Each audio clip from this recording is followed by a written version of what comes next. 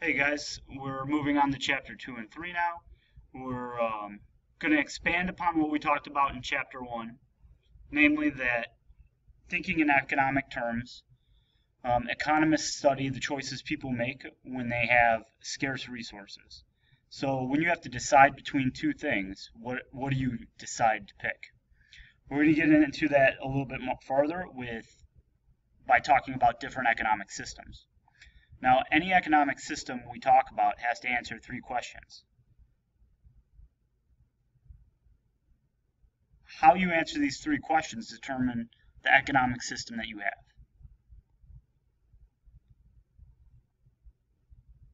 So, what goods are going to be produced? Like, who decides what people want, what people need, and what they want? What's available to buy? Who decides what's going to be available to purchase? So, what goods are going to be created, made, produced? How are they going to be produced? And then who's going to get them?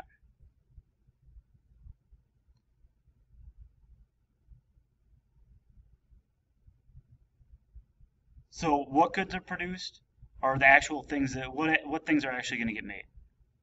How are they going to be produced is what resources are going to be used, what production style is going to be used. Are they going to use a bunch of machinery? Or are they going to make everything by hand? And then the final question is who consumes this? Who gets the finished product?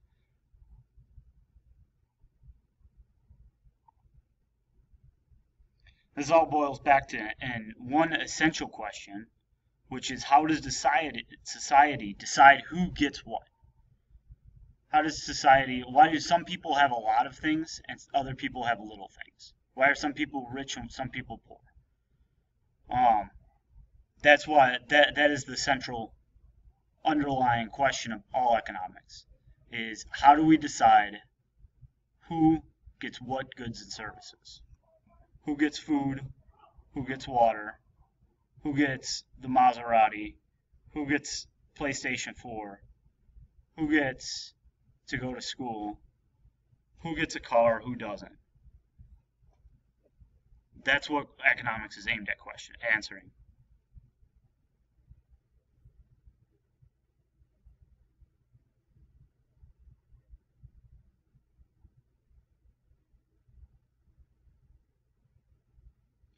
Now, more people in society get more things, the more efficient society is. Okay? And the way we become efficient is by specialization. Now, specialization really is just a fancy word for job. Okay? So, if I specialize in roofing, I'm a roofer. I go around roofing people's houses. If I specialize in teaching, I'm a teacher. I go around teaching students. If I specialize in medicine, I'm a doctor. I go around helping sick people. So specialization is just a fancy word for uh, finding like a career path or a job and becoming really good at it. It's not something that everybody can do. You need like training or education to do it. This isn't like you don't specialize in being a bagger at Jewel. Okay, most people can do that. You don't specialize in like shoveling driveways or something. Most people can do that. Maybe not plowing driveways or plowing parking lots. That might be a little more specialized, but you get the idea. And if you don't, you'll just ask me. Now that you understand people have jobs, so they divide up the labor in society, the division of labor among a bunch of different people. Now we'll talk about the three economic systems that we use. Okay, these are the three systems that have been predominant throughout history. There are a couple other ones we're just not going to talk about. So the first one is traditional system. Traditional economic system. It's really old. It's like the oldest, simplest. Think about people who are in like tribes or really small communities. It's an economy that's based on customs and traditions and like rituals. They do things a certain way because that's the way it's always been done. Um, they are very self-sufficient. These communities that still do traditional, who hold a traditional economy, are very self-sufficient, and they have restricted trade,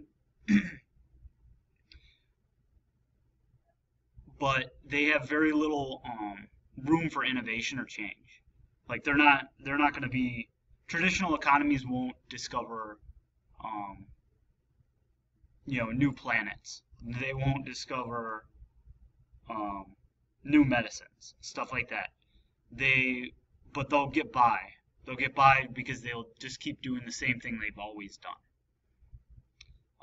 A great example would be the Amish or the Mennonites. Those are the two major groups in the U.S. that have traditional economies. Um, the bad thing about living in a traditional economy would be that you have you're kind of stuck in one social situation, and so you have um, for instance, if you are raised by a carpenter, you grow up, you're probably going to be a carpenter. The nice thing about traditional economic systems is that you grow up and you know you're going to be a carpenter. You don't have to figure that out. You don't have to figure out what you want to do with your life. You just know. So it's definitely not for everybody, but some people definitely see the appeal because it's been around for so long.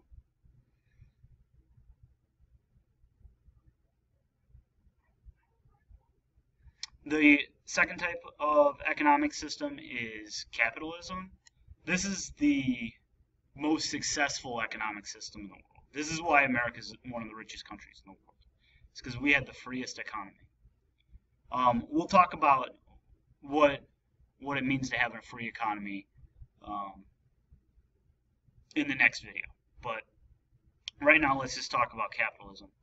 In a capitalist society, a capitalist system, all right, resources are owned by private individuals.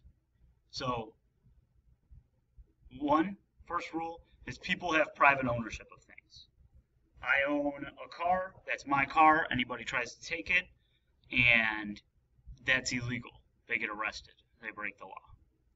The government's role in capitalism is fairly small, okay? Government maintains laws, they don't, they protect private property, they protect contract agreements, and they provide for the common defense. And that's pretty much it. There are no economic plans. Just what happens, happens. It's completely organic. It's just if people want something to be available to buy, other people figure out how to make it and they sell it to them, and they make money. That's it. There's no economic planning. Nobody's saying like, hey, we need to produce, 75,000 rolls of paper towels this year. It's completely done by individuals who own companies. The income distribution is you get paid for your job. That's it. So there is no redistribution of income. Not everybody gets paid the same. You get paid for the labor that you do. Price controls we'll talk about a little bit. Price controls are like minimum wage is price control. Okay, the price for labor has to be at least at a certain amount, at least $10 an hour.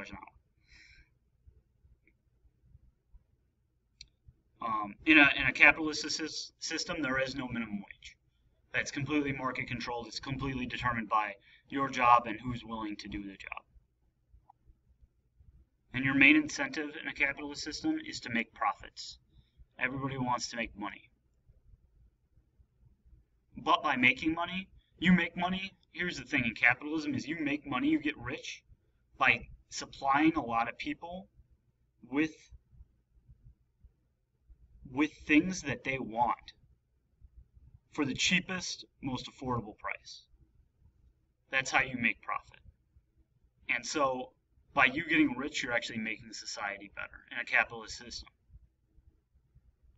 The other kind of economic system is socialism, sometimes called communism, sometimes called the command economy, in which resources are owned by the government. Government owns everything. There is no private ownership. You don't own the house you live in. The government owns the house you live in. You don't drive the car that you don't own the car that you have. The government owns the car that you have. You just borrow it. The government's role is huge, as you could suspect. There is immense economic planning. Everything is planned, from how many rolls of paper towels the government wants to produce, to how many cars that you produce, the quality of teachers, the number of teachers, the number of students. All these things are determined by the government. Income is distributed evenly, unlike a capitalist system where income is distributed unevenly, where some people are rich and some people are poor. In a socialist society, everybody gets paid the same amount of money. Everybody gets paid the same. So a doctor gets paid the same as a fast food worker, who gets paid the same as a economist, who gets paid the same as a teacher, who gets paid the same as a garbage man. The government controls the price on everything. So basically what this means is the government sets prices. And so government tells you how much water costs. The government tells you how much food costs, how much a car costs. All those things are set by the government. And the incentive in a socialist society is the common good. The reason you work so hard, the reason you do everything, is that you want your country to be the best country it can be. So, based on the descriptions, do you think that the U.S. has a purely free market economy? The answer is no. The United States is actually a mixture of capitalism and communism. We started off as a capitalist country, and so we're more of a capitalist country, but there has been some communist ideas coming into government that have affected the economy. So the United States has what's known as a mixed economy, which is basically just a combination of capitalism and communism. Now, we have some government intervention. For instance, we have a minimum wage law. We provide for vital services like fire departments. We promote the general welfare through certain laws, but at the same time we have limited regulation of the marketplace and private property. So you're relatively free, just with some safety net programs such as Social Security and what have you. Now what I want you to do is think of the command economy and capitalism as existing on a spectrum. Now, if we're a completely capitalist country, we're all the things that I described a few slides back, but as soon as you add in anything from those communist slides, you start moving down the spectrum this way. And all of a sudden, you're right here, you're a mixed economy. Okay? Same thing goes for a communist economy. If a communist economy, such as China, has been becoming more capitalist as of late, in recent years, becoming more of a economic powerhouse. They were a communist country that started adding communist ideas and freedoms into their economy and it's had a positive effect on their economy as a whole and their standard of living. They're one of the most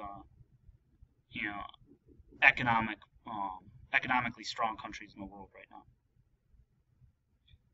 So next video we'll talk a little bit about the characteristics of capitalism, and we'll round out